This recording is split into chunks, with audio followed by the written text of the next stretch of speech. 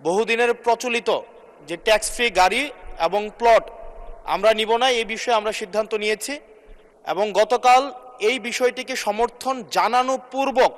আমি এই সংসদে একটি বক্তব্য প্রদান করি, যেটি আজকে বিভিন্ন মিডিয়াতে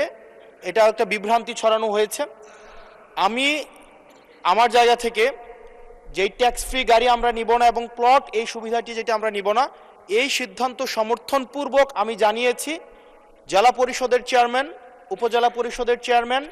পৌর মেয়র, ডিসি, ইউনো, এসিল্যান্ড সহ অন্যান্য সরকারি অফিসার সরকারি কার্য পরিচালনা করার জন্য যেভাবে সরকারি একটি গাড়ি পেয়ে থাকে, ঠিক একই প্রক্রিয়ায় আমাদের যারা সংসদ সদস্য আছে তাদেরকে ঠিক একই প্রক্রিয়া একটি গাড়ি ব্যবহার করা দেয়া যায় কিনা সেটি আমি এই সংসদে আমি জানিয়েছিলাম। সরকারি মালিকানাধীন একটি গাড়ি যতদিন পর্যন্ত এমপি থাকবেন ঠিক ততদিন ব্যবহার করবেন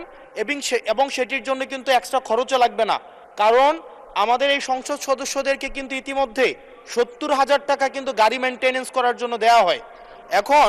গাড়ি মেনটেনেন্সের জন্য 70,000 টাকা করে দেওয়া হয়, কিন্তু আমাদের গাড়ি নেই। এখন আমার যে বক্তব্যটা সেটি হচ্ছে, গতকালের বক্তব্যে আমি কোনো ট্যাক্স ফ্রি গাড়ি চাইনি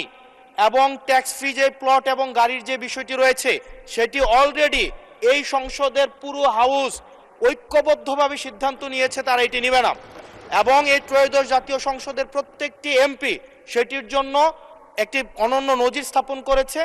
এটি মিডিয়াতে বিভ্রান্তি সৃষ্টি করেছে, সেটির জন্য এখানে পুনরাবৃত্তি করেছি সকল এমপিদের পক্ষ থেকে যে আমরা ট্যাক্স ফ্রি গাড়ি বা প্লটের সুবিধা না, অন্যান্য যে সরকারি সুবিধা আছে সেটির মতো করে যতদিন এমপি থাকবে ঠিক ততদিন এমপি শেষ, তারপরে হচ্ছে গাড়িটি আবার সরকার ফিরিয়ে নিবে, সেটির জন্য হচ্ছে আজকে এখানে দাঁড়ানো। মাননীয় স্পিকার, ধন্যবাদ।